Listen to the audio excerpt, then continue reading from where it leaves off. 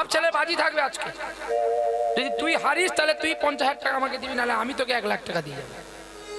হাততালি না দিয়ে কীর্তন করো। হাততালি কি আমি দিতে বলেছি? আমি দিতে বলেছি? এই দেখুন এনারা দেয় না, এনাদের বলতে হবে, এনাদেরও বলতে হবে। আর এখানে বাবারা বসে আছে, বলতে হবে। কি গো আপনারা তো হাততালি দিচ্ছেন, ভগবানের নাম গান গাইছেন, স্বামীকে প্রণাম করেন না? এখানে শুধু জোরে জোরে।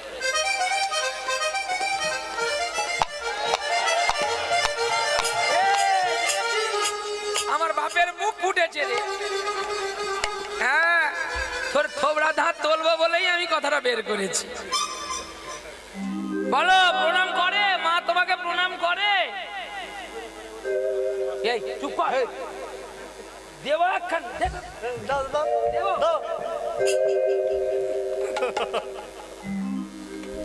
কি গো মা, তোমরা প্রণাম করো প্রতিদিন না বছরে একবার? বছরে একবার করে, 7 বছরে একবার। ও বাবা, এই দেখ বলছে 7 বছরে একবার। তুমি ক বছর অন্তর করো তোমার স্ত্রীকে? বলো। ও তো তবু 7 বছরে একবার মনে রেখেছে তোমাকে করছে। তুমি কি করছো? কাঁচকলা ঢেকি। শুধু রামচন্দ্রের মতো প্রণাম নিতে শিখেছি আমি বড় বাবু। এরা তো সেই। আচ্ছা, এটা জানেন আপনারা মা সরস্বতী কখনো ভদ্রকালী হয়েছিল? মনে পড়ে? আহা, রামচন্দ্রকে যখন মহিরাবণ নিয়ে গিয়েছিল তখনই মা বিনা পানি হয়েছিল ভদ্রকাল। ওই সময় কথাটা বলেছিল রামচন্দ্র মাকে প্রণাম করো। হনুমান বলে যে প্রণাম করবে না তাহলে কেটে দেবে, বলবে আমরা প্রণাম জানি না। এখন হনুমানের কথায় রামচন্দ্র মিথ্যা কথা বলছে। রামচন্দ্র কি প্রণাম জানে না? দেখো, ভগবান হয়ে মিথ্যা কথা বলতে কেন বলুন দেখি? শুধু প্রাণটা বাঁচানোর জন্য। ভক্তাদির ভগবান রামচন্দ্রকে বলছে তোমরা নাকি নররূপী নারায়ণ। হ্যাঁ, তোমাদেরকে রাম লক্ষ্মণকে মায়াবন্ধে বন্দি করে আনলো মহিরাবণ, অথচ তোমরা জানতে পারলে না। লক্ষ্মণ বলছে কৃষ্ণ কৃপা করেছিল বলে তাই তুমি আনতে পেরেছো। তোমাদেরকে বলি দেব আর কৃষ্ণ কৃপা করেছে। যাও, আর কত না বাড়িয়ে প্রণাম করো। মহিরাবণ, আমরা রাজার দুলাল, আমরা প্রণাম নিতে শিখেছি, প্রণাম করতে জানি না। ও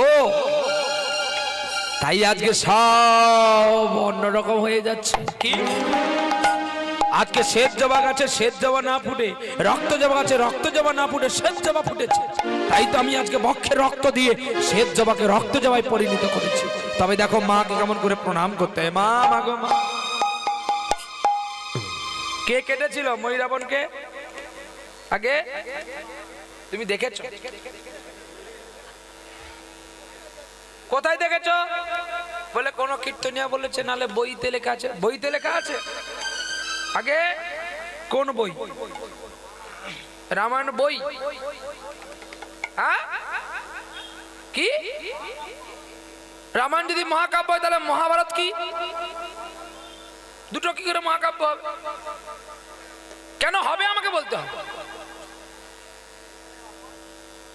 মহাকাব্য লেখা আছে, নিয়ে আসো। বাজি থাকবে বাপ ছেলে, বাপ ছেলে বাজি থাকবে আজকে। যদি তুই হারিস তাহলে তুই 50,000 টাকা আমাকে দিবি, নাহলে আমি তোকে 1 লাখ টাকা দিয়ে যাবো। এই জন্য আমি ইউটিউবে বলতে পারি গর্ব করে, আমি কাশ্মীরি আপেল, আমি অন্ধ্রের আপেল নয়। ভালো করে পড়ো। একটা কথা বলবি, সৎ কথা বলি, মানুষ যেন সেই কথাটা বাড়ি নিয়ে যেতে পারে, নাহলে মিথ্যা কথা বললে তো সবাই মিথ্যাচারী হয়ে যাবে। মহামুনির কথা, মহামুনি স্মৃতিতত্ত্ব। মহাকাব্য হচ্ছে মহাভারত, আর মহারস আছে ভাগবতী, যা অষ্টাদশ পুরাণের রস একমাত্র দেওয়া আছে ভাগবত। রামায়ণ পড়ে কেউ এই যমলোক থেকে বিষ্ণু লোক যেতে পারবে না, কোনো গ্যারান্টি নেই। বলবে কেন? রামও তো ভগবান। বলে তার তফাৎ আছে নাকি? তফাৎ নেই বাবা, বলো তফাৎ আছে কিনা বলো না শোনা বাবা। আছে তফাৎ। বলে কি করে? মা, মাসি, কাকিমা, জেঠিমা, স্ত্রীর যেমন তফাৎ থাকে, ভগবানের তফাৎ আছে। কি তফাৎ? না উনি লীলা করেছেন ঠিকই, কিন্তু অনেককে কিন্তু হত্যা করেছেন, মুক্তি করেছেন। কিন্তু কৃষ্ণ দেখো কত সুন্দর কথাগুলো বলে গেছে। রামায়ণ লেখা হয়েছে, ভাগবত লেখা হয়নি। লেখা হয়েছে? ভাগবত কেউ লিখেছে? কি গো বাবা শুনো, রামায়ণকে লিখেছে কে লিখেছে? না অনেক গ্রন্থকার লিখেছে। কারা? রামায়ণকে বই বলতে নেই বাবা, ওগুলো হচ্ছে পুরাণ গ্রন্থ বলতে হয়, গ্রন্থ বা পুস্তক বলতে হয়। তাহলে কি করে কে লিখেছে? আপনারা বলবেন প্রথমে বাল্মীকি লিখেছে, তারপরে কীর্তিবাস লিখেছে, কি তুলসীদাস লিখেছে, কি অদ্ভুত লিখেছে, কি বেনি মাধব লিখেছে, এই তো নাকি নাকি বাবা? আচ্ছা আপনারা বলুন তো ভাগবত কে লিখেছে? ভাগবত হচ্ছে ভগবান শ্রীকৃষ্ণের মুখনিসৃত বাণী। সেই বাণীটাকে কেউ সঞ্চয় করেছে। তাই মানুষ মৃত্যুর সময় তাকে রামায়ণ পাঠ করানো হয় না, তাকে অন্য কোনো গ্রন্থ পাঠ করানো হয় না, শুধু কেবলমাত্র ভাগবত তাকে পাঠ করাতে হয়। কেন না ভাগবত হচ্ছে মহা ঔষধ। রাগ করিস নে বাবা, এগুলো আমাদের জানোয়ার ছিল বলে আমি জানি না।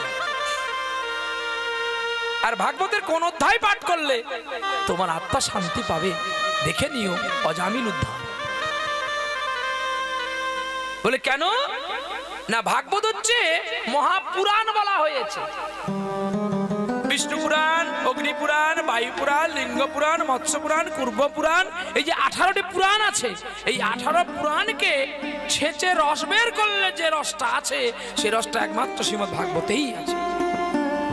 এই জন্য শ্রীমদ্ ভাগবত দর্শন করলে আর অন্য কোনো পুরাণ দর্শন করতে হয় না।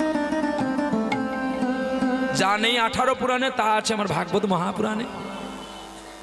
এই জন্য মৃত্যুর সময় নারায়ণ নাম জপ করলেই তুমি সরাসরি বৈকুণ্ঠে যেতে পারবে, না কৃষ্ণ, না রাম, না গৌর হরি।